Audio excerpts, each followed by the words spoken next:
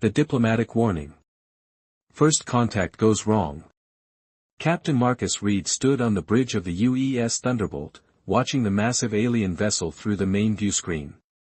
The Caltharian ship was 3 times larger than his own, its dark hull covered in weapon ports that glowed with threatening energy. This was humanity's first official diplomatic meeting with the Caltharian Empire, and it was not going well. "Captain, they're hailing us again," said Lieutenant Nina Torres from her communications station.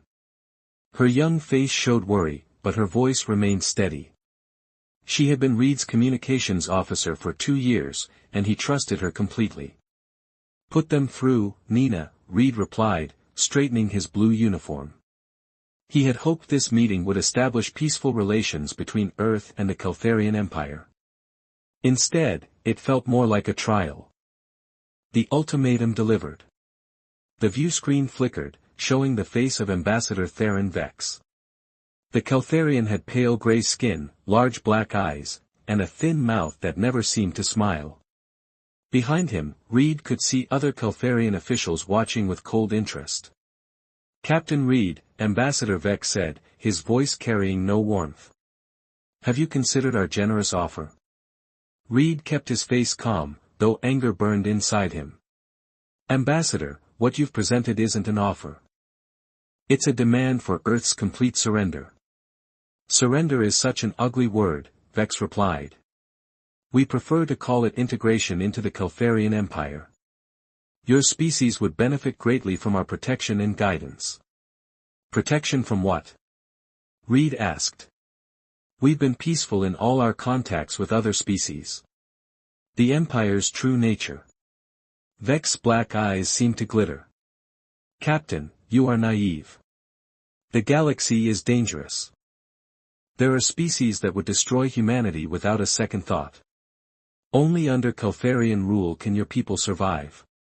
Lieutenant Torres whispered urgently, "Captain, I'm detecting 17 more Caltharian ships approaching our position." Reed's jaw tightened, but he didn't let his expression change. The Caltharians had come in force, clearly expecting easy victory over the lone human vessel. "I see you've brought friends, Ambassador," Reed said evenly. "Insurance, Captain," Vex replied. "Your government has 3 days to accept our terms. Earth will become a Caltharian protectorate, your military will be disbanded, and your resources will be managed by our administrators." Humanity's response. Reed had spent 40 years in Earth's defense fleet. He had fought pirates, explored unknown systems, and always sought peaceful solutions to conflicts. But he had also learned when diplomacy failed, strength was the only language some species understood. "Ambassador Vex," Reed said, standing up from his captain's chair. "For the past 6 hours, I've listened to your demands. I've tried to find common ground. I've offered trade agreements, cultural exchanges, and mutual defense pacts." The bridge grew quiet. Even the usual hum of ship systems seemed to fade. "But you're not interested in cooperation," Reed continued. "You want conquest. You've brought warships to intimidate us. You've threatened our world and our people." Vex's thin lips curved slightly. "Finally, you understand your position. The warning given." Reed placed both hands on the back of his chair and looked directly into Vex's black eyes. "No, Ambassador. I don't think you understand yours. We've tried diplomacy. We've offered friendship. We've been patient and respectful." He paused, letting his words carry weight. "But we're done talking now." The effect was immediate and strange. The bridge fell completely silent. Lieutenant Torres stopped mid-breath. Even the alien ambassador seemed frozen by something in Reed's tone. What the Caltharians didn't know was that 3 Earth defense vessels had been waiting in the nearby asteroid field for the past 2 days. The moment Captain Reed said those words, those ships began moving toward the diplomatic meeting. Power revealed. "Captain," Torres said, her voice tight with tension, "the Caltharian ships are powering up their weapons." Reed tapped his communication badge.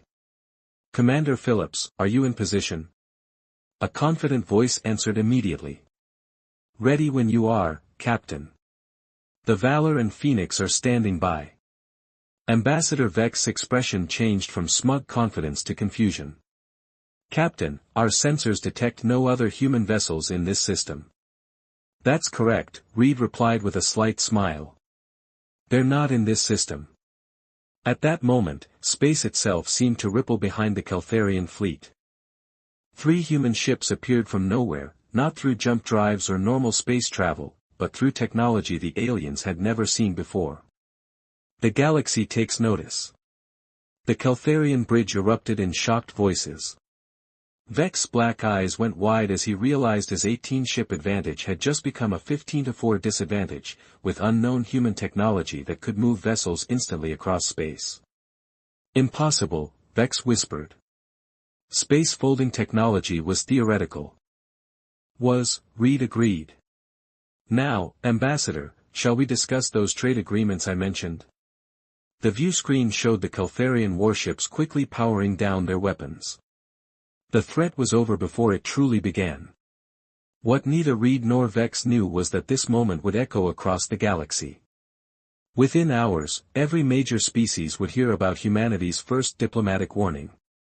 The phrase, "we're done talking," would become something alien civilizations learned to fear and respect. As the Thunderbolt prepared to return to Earth, Lieutenant Torres looked at her captain with new respect. Sir, how long have we had that technology? Reed smiled mysteriously. Long enough, Nina. Long enough. The legend begins. In the depths of space, monitoring stations belonging to dozens of alien civilizations recorded the entire encounter. Military analysts studied every moment, trying to understand what they had witnessed. Diplomatic corps across the galaxy began preparing new protocols for dealing with humanity. The message was clear: humans would try peace first, but when they said they were done talking, something extraordinary would follow. It was never surrender. It was always a warning that wise species would heed. Captain Marcus Reed had just changed the balance of power in the galaxy, and he had done it with 5 simple words that would become legend: we're done talking now. Part 2, The Research Incident. Deep Space Discovery. Dr. Benjamin Cross adjusted his glasses as he studied the fascinating readings on his laboratory screen. The UES Pioneer, Earth's most advanced research vessel, had been exploring the Omega Nebula for 3 months, cataloging new star formations and analyzing cosmic phenomena. As the ship's lead xenobiologist, Benjamin had dedicated his life to understanding alien life forms and their environments. Doctor, you need to see this, called engineer Rosa Martinez from across the lab. Her voice carried excitement as she pointed to her geological scanner. I'm detecting unusual mineral formations on the 3rd planet in this system. Benjamin walked over to examine Rosa's findings. The readings showed crystalline structures unlike anything in Earth's databases. These formations could revolutionize our understanding of planetary development, he said, his scientific curiosity overriding everything else. Peaceful mission interrupted. Security Chief Jake Sullivan entered the laboratory, his military bearing contrasting with the relaxed atmosphere of the research team. Jake was a veteran of Earth's Defense Forces, assigned to protect the civilian scientists during their deep space missions. Dr. Cross, we're receiving priority signals from multiple ships approaching our position, Jake reported. Unknown vessels, moving fast. Benjamin frowned. The Pioneer was clearly marked as a research vessel, broadcasting scientific mission codes on all frequencies. Any civilized species should recognize they posed no threat. How many ships, Chief Sullivan? Benjamin asked, already knowing he wouldn't like the answer. 6 vessels, Doctor. Large ones. They're not responding to our peaceful contact attempts. The Saurian threat. The Pioneer's bridge filled with tension as Captain Elena Vasquez tried to establish communication with the approaching fleet. Through the view screen, the crew could see the alien ships clearly now, dark, predatory vessels covered in weapon arrays and armor plating. Dr. Cross, report to the bridge immediately, came the captain's voice over the intercom. Benjamin hurried to the bridge, followed by Rosa and Jake. On the main screen, a terrifying alien face appeared. The creature had reptilian features, with scaled green skin, yellow eyes, and rows of razor-sharp teeth. This was a saurian, one of the galaxy's most feared pirate species. "Human vessel," the saurian commander hissed, his forked tongue flicking between his words. "I am Warlord Grix of the Crimson Fawn clan. Your ship and everything aboard now belongs to us." Negotiations attempted. Captain Vasquez stepped forward calmly. "Warlord Grix, we are a peaceful research mission. We carry valuable scientific data that could benefit all species. Perhaps we can reach an agreement." Warlord Grix laughed, a sound like breaking glass. "Your research means nothing to us. Your ship's metals will be stripped and sold. Your crew will work in our mining colonies until they die." Benjamin felt his heart racing. These weren't civilized beings interested in peaceful contact. These were predators who saw humans as prey. "We're willing to share our discoveries," Benjamin offered desperately. "The mineral formations we found could." "Silence!" Grix roared. "You talk too much, human scientist. Saurians take what we want. We do not negotiate with food." The final straw. Rosa Martinez stepped closer to Benjamin, her engineering tools forgotten. "Doctor, they're not going to listen to reason." Jake Sullivan's hand moved to his sidearm, but 6 saurian warships against 1 research vessel meant certain destruction in any direct fight. Captain Vasquez tried one more time. "Warlord, surely we can find a peaceful solution that benefits everyone." Grix's yellow eyes narrowed dangerously. "You have 1 minute to surrender, or we will take your ship by force. Your scientists will make interesting subjects for our pain experiments." Benjamin watched the captain's face change. Elena Vasquez had spent 15 years commanding research missions, always seeking peaceful solutions, always believing that reason could triumph over violence. But some beings, he realized, only understood force. The moment of truth. Captain Vasquez straightened her uniform and looked directly at the saurian warlord. "Warlord Grix, for the past 20 minutes, I've tried to find a peaceful resolution. I've offered cooperation, shared knowledge, and fair trade." The bridge grew quiet except for the hum of life support systems. "But you're not interested in civilization," she continued. "You want to murder scientists and enslave researchers who've done nothing but seek knowledge." Benjamin saw something change in the captain's eyes, a hardness he'd never noticed before. "We're done talking now," she said, cutting the transmission. Hidden defenses revealed. The moment those words left her lips, Benjamin felt the ship's vibrations change. Systems he didn't know existed came online with a deep, thrumming power. "Jake, activate the Prometheus protocol," Captain Vasquez ordered. Benjamin stared in shock. "Captain, what's the Prometheus protocol?" Jake Sullivan smiled grimly as he entered codes into his security console. "Doctor, every Earth research vessel carries defensive systems you don't know about. We learned not to send our people into space defenseless." Through the view screen, Benjamin watched in amazement as the Pioneer's hull began to shift and reconfigure. Hidden weapon ports opened, revealing advanced energy cannons. The ship's engines glowed brighter as military-grade shields activated. The research vessel's true nature. "Impossible," came Warlord Grix's voice as he hailed them again. "Research ships do not carry such weapons." Captain Vasquez accepted the call with a calm smile. "Warlord, you made a critical error. You assumed human scientists travel without protection." The Pioneer's newly revealed weapons locked onto the 6 saurian ships. But more shocking than the weapons was what happened next. "Rosa, activate the gravitational disruptor," the captain ordered. Engineer Martinez nodded and pressed a series of controls Benjamin had never seen before. Suddenly, space around the saurian fleet began to distort, creating pockets of intense gravitational force that disabled their engines and weapons without destroying the ships. The scientist's revelation. Benjamin stared at his colleagues in disbelief. You're all military personnel, aren't you? Captain Vasquez nodded. Doctor, Earth learned long ago that pure civilian missions don't survive in a hostile galaxy. Every research vessel carries a full military crew disguised as engineers and support staff. But the research is real, Rosa added quickly. We genuinely want to advance science. We just make sure our scientists can do their work safely. Through the view screen, they watched the Saurian ships drifting helplessly, their crews probably wondering what technology could disable entire fleets without firing a shot. The message spreads.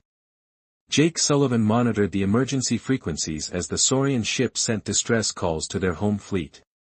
Captain, they're broadcasting warnings about human capabilities. Good, Captain Vasquez replied. Maybe the next pirate fleet will think twice before attacking a research vessel. Benjamin realized he was witnessing another moment that would echo across the galaxy. The story would spread, humans said they were done talking, then revealed capabilities no one suspected they possessed. Understanding the pattern. As the Pioneer continued its research mission, now with Saurian pirates giving them a wide berth, Benjamin reflected on what he'd learned. Humanity's approach to the galaxy wasn't just about superior technology, it was about patience combined with overwhelming preparation. Captain, he said during their evening briefing, how many other species know about our true defensive capabilities? None yet, Doctor, she replied. But they're learning. Each time someone pushes us too far, they discover that humans always have something held in reserve. Benjamin nodded, understanding now why the phrase, "we're done talking," was already becoming whispered legend among spacefaring species. It wasn't a threat, it was a final warning that wise civilizations would learn to heed. The Pioneer continued its mission, but the galaxy had learned another lesson about humanity, even their scientists were more dangerous than they appeared. The Engineer's Gambit. The mining operation. Chief Engineer Vincent Torres wiped the sweat from his forehead as he checked the readouts on his control panel.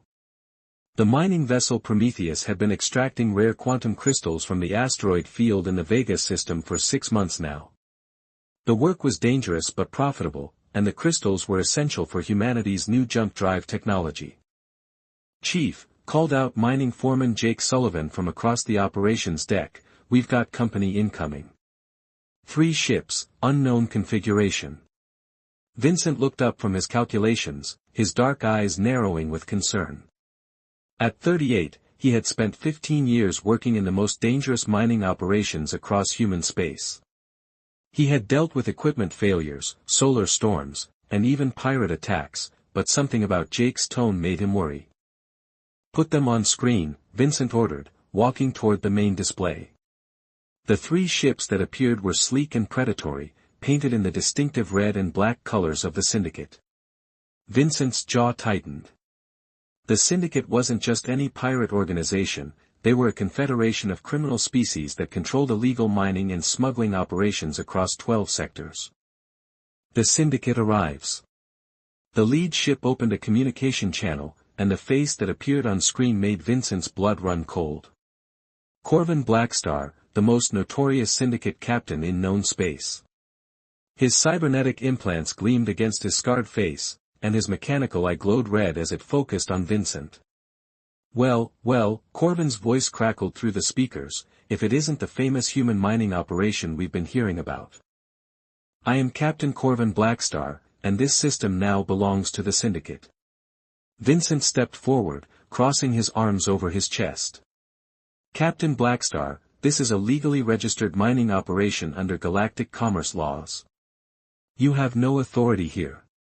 Corvin laughed, a harsh mechanical sound. Authority comes from firepower, human.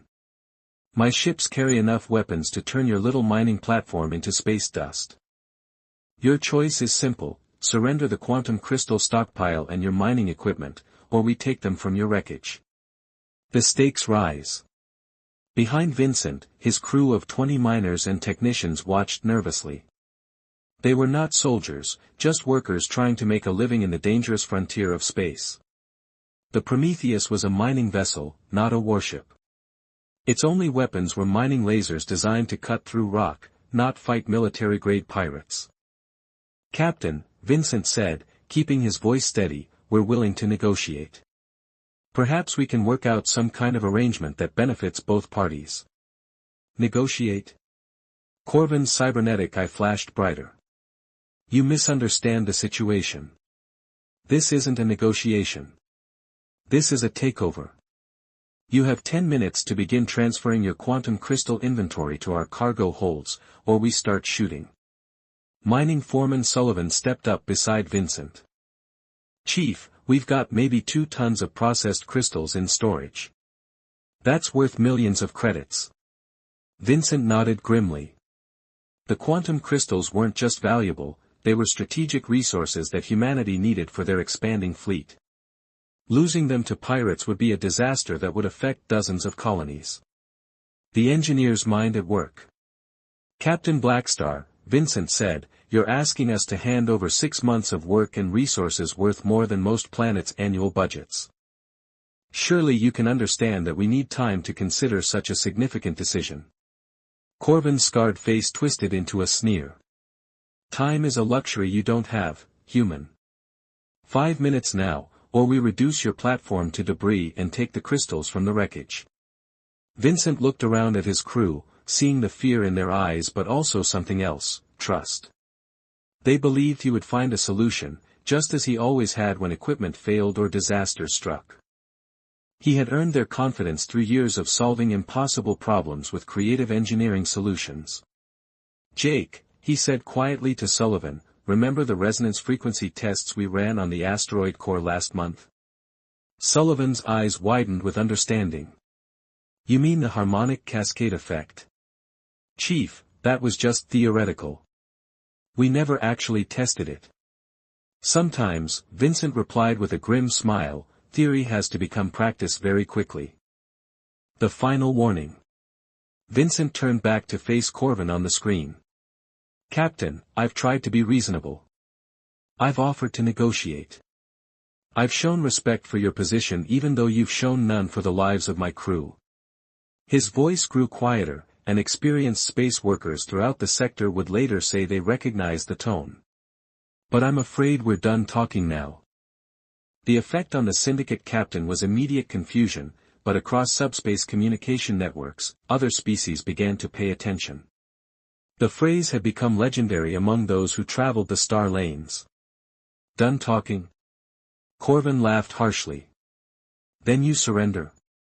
Smart choice, human." Vincent walked to his engineering console and began entering a complex sequence of commands. "Jake, evacuate all personnel to the emergency pods.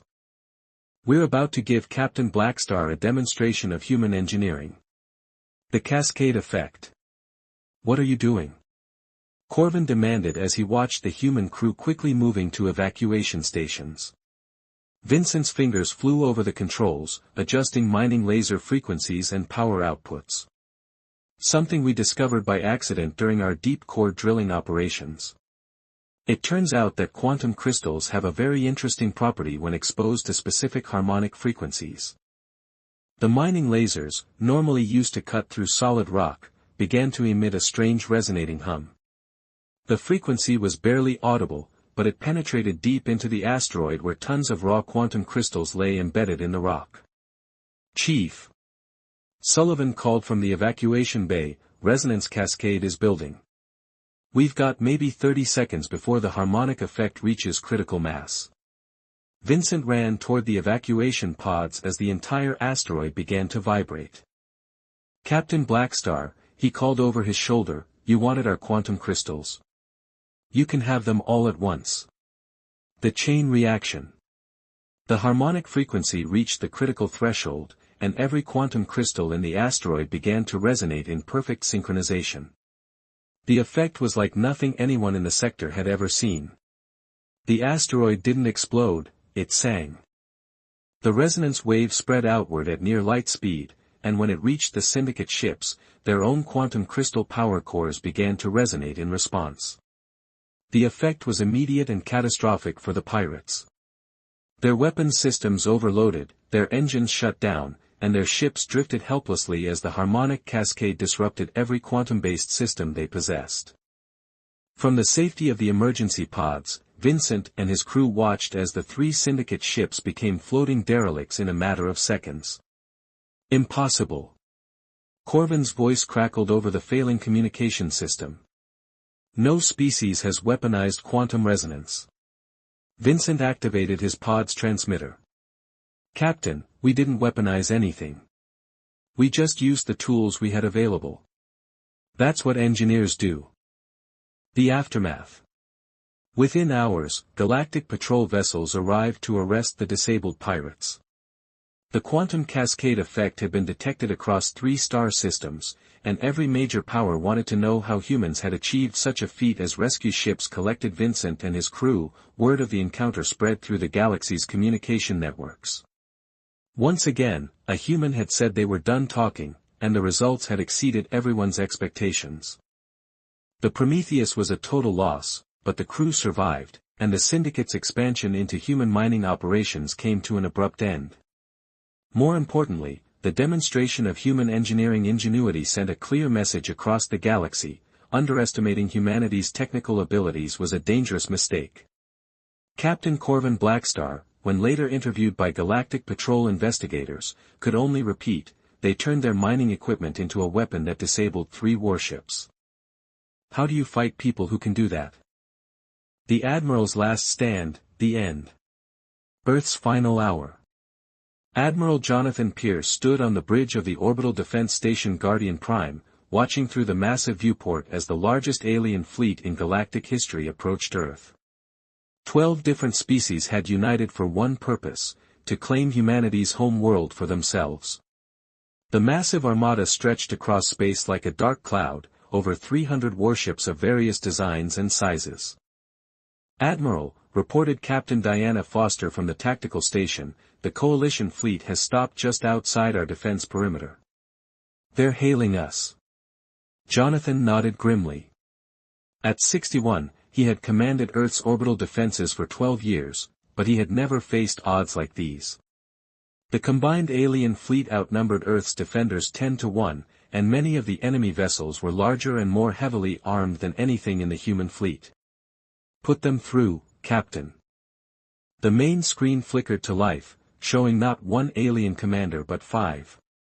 The Coalition had sent representatives from each major species: the reptilian Xerions, the insectoid Zephyrans, the crystalline Nexari, the warlike Drachmer, and the cybernetic Techno-Syndicate.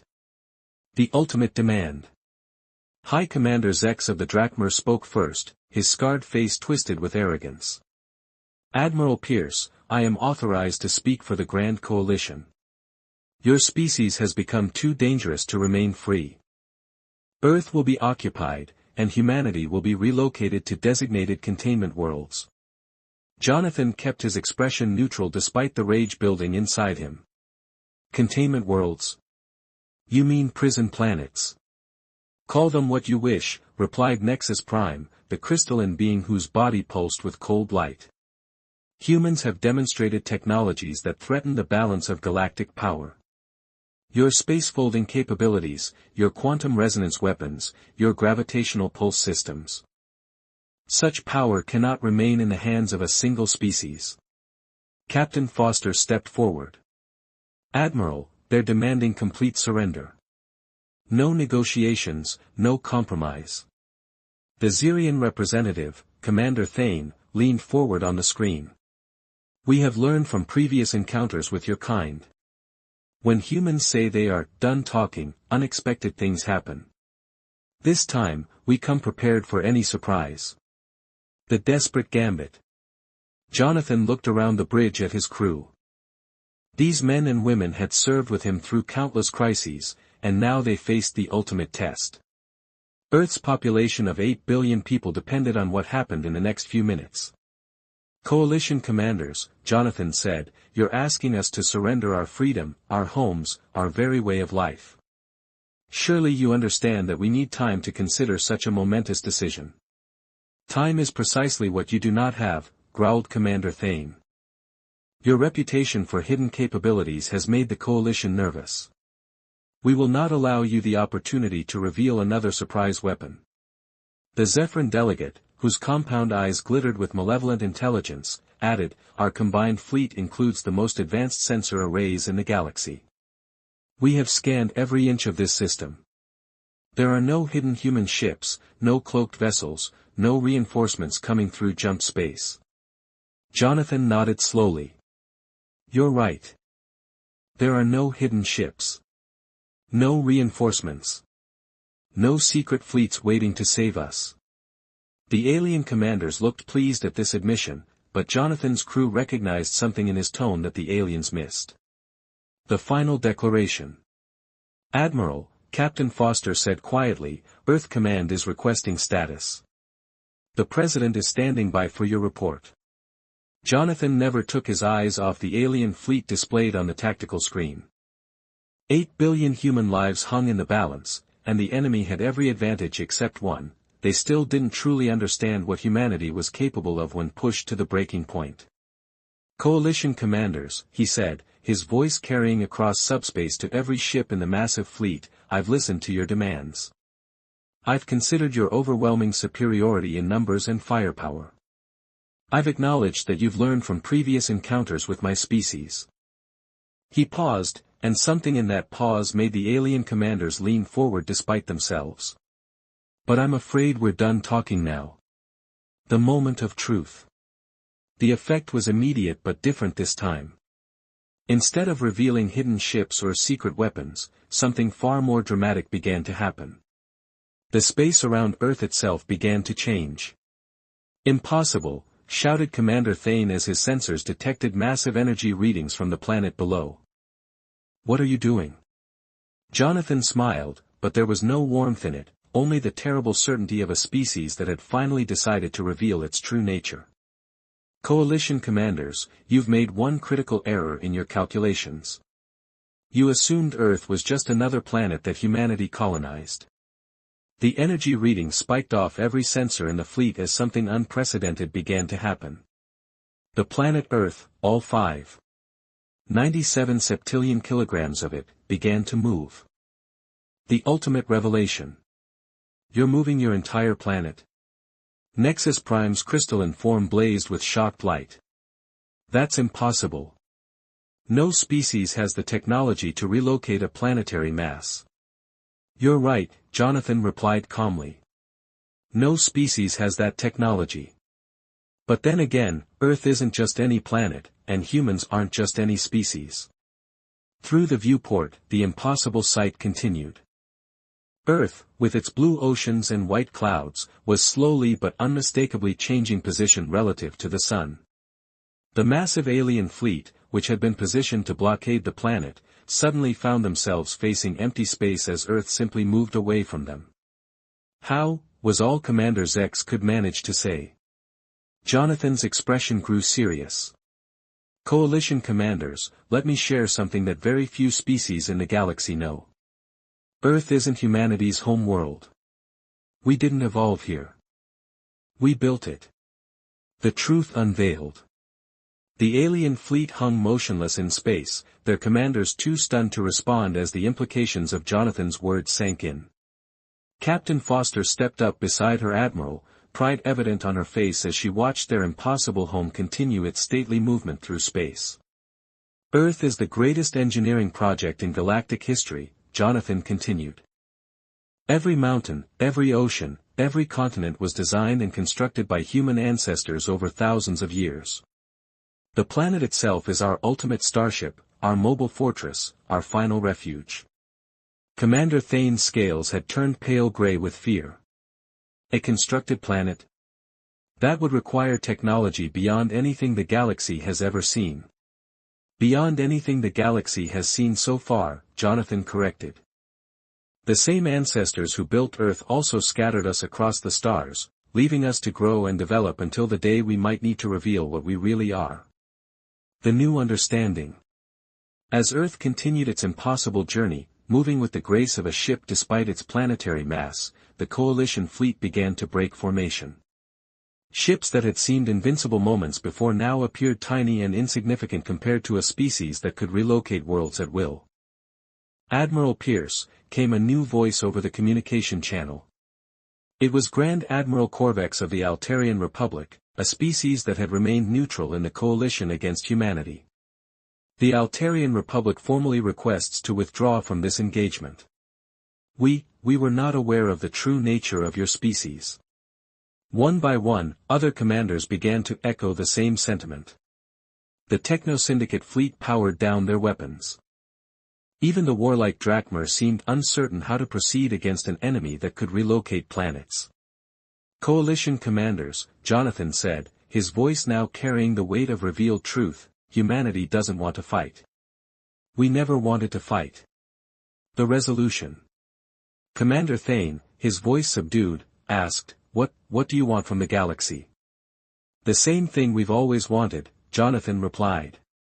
Peace, trade, mutual respect, and the freedom to exist as we choose. Nothing more, nothing less.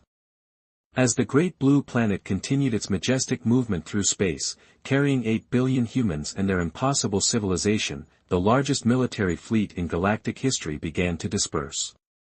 The coalition that had formed to contain humanity dissolved as quickly as it had assembled, its members finally understanding that they had tried to cage something far beyond their comprehension. Epilogue, the legend continues. The phrase, "we're done talking," had evolved from a warning about hidden weapons to something far more profound, a reminder that some species were far older and more powerful than they appeared, and that wisdom lay in treating all civilizations with respect rather than contempt.